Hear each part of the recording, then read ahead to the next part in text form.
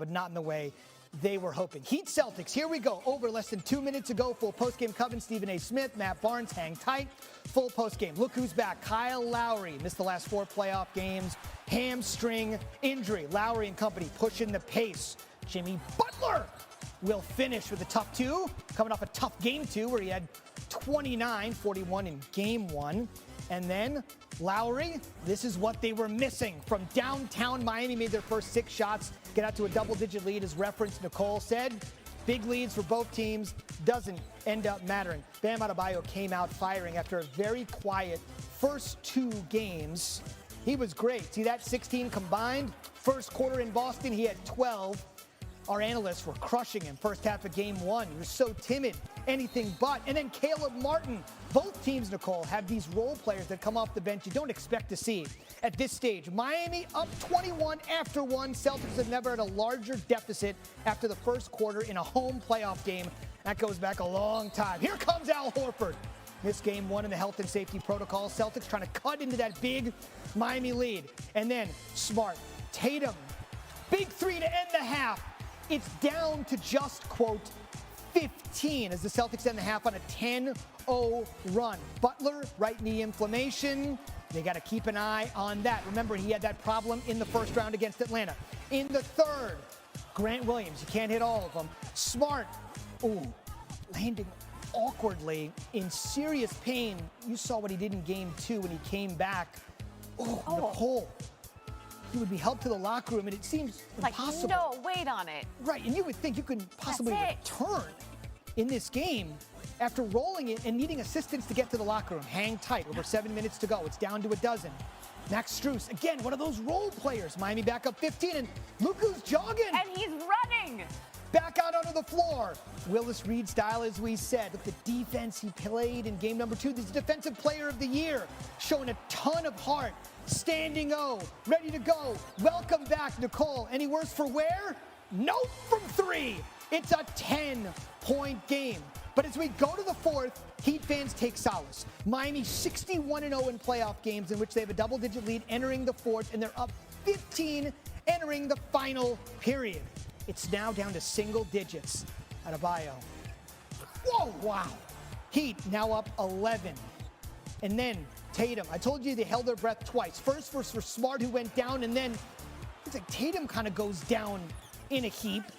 They said it was a bit of a shoulder injury. He would go to the locker room. Very quiet night, had just 10 points, one of his worst games of the playoffs. Celtics trying to fight back, doing everything they can, getting it to drop.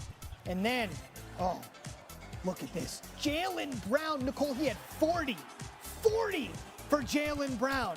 And there's Tatum on the bench, watching, trying to climb all the way back. Man, when you needed a bucket, he was your guy.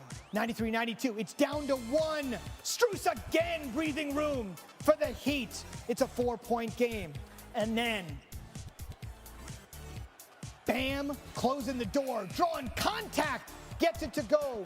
109, 103. Home court is theirs again. Brown's 40, not enough. Incredible. Full post game is coming in seconds. Stephen A. Smith, we're monitoring both locker rooms. The Heat defense led the way. Remember, Butler had that knee inflammation, so they couldn't rely on his offense. Miami had a franchise record, 19 steals in this game, 1 shy of the playoff record held by the Sixers and the Bucks, and now appropriately, Nicole, they have stole back home court advantage. They also got a player back in some regards. Let's bring in our Matt Barnes, who was watching the game as well. Close eye on Bam Adebayo, who's been so quiet through the first 2 games. He had those 16 points combined. Tonight, 31 points and 31 points. I was combining Kyle Lowry and Bam's points there, but the bottom line is he was much more effective tonight. What did he do that allowed him to break out of the slump? Well, my X factors coming into this series were Bam Adebayo and Jaylen Brown, and neither of those guys disappointed tonight. But Bam was just aggressive. 16 points over the first 2 games is really not up to his standards. I like the fact that he got up 22 shots tonight, scored 31 points, 10 rebounds, 6 assists, and 4 steals. He was doing it all over the floor, on both sides of the floor. offensively, one-on-one moves, getting the ball to the pick and roll and moving it from side to side. You see a face-up jumper right there. If Bam plays like this, Miami is going to be really tough to beat the rest of the series. Thank you for clarifying those stats for me, at least that you can read it, and apparently I can't. If Bam plays like this, but they were able to do this also while losing Jimmy Butler, who's been so good for them. How are they able to keep it going while also missing Jimmy Butler for the entire second half? Well, I think Miami, there was really no rhythm or flow to their offense in the second half, and I think that their best offense was good defense. Victor Oladipo's numbers won't jump out the page to you, but he was so instrumental in just making things tough for Jaylen Brown and Jason Tatum down the stretch. He had 4 steals, but he probably caused maybe 3 or 4 more on top of that just by having active hands. But their defense was incredible. Kyle Lowry's veteran leadership out there making big plays down the stretch, also getting some steals. They were able to do it on the defensive end. As you saw, they didn't really have any kind of flow in the second half offensively. So I'm definitely looking, I know they're looking forward to hopefully having Jimmy back next game. But just really hats off. I mean, PJ Tucker, an unsung hero, did a great job on Tatum tonight, but also knocked down 17 points, 7 rebounds. So this was definitely a blue-collar win, and they could hang their hat on the defensive end tonight for the Miami Heat. I do want to get your thoughts real quick on Jason Tatum, who was very quiet tonight. What did you see from him that made him so ineffective? It was just one of those off nights, and he had one against Milwaukee Bucks in that series, and this is just a time that you can't have off nights. 3 for 14, and obviously you want to credit Miami's defense because they made him tough looks, but outside of not shooting the ball well, he was also very loose with the ball. 6 turnovers.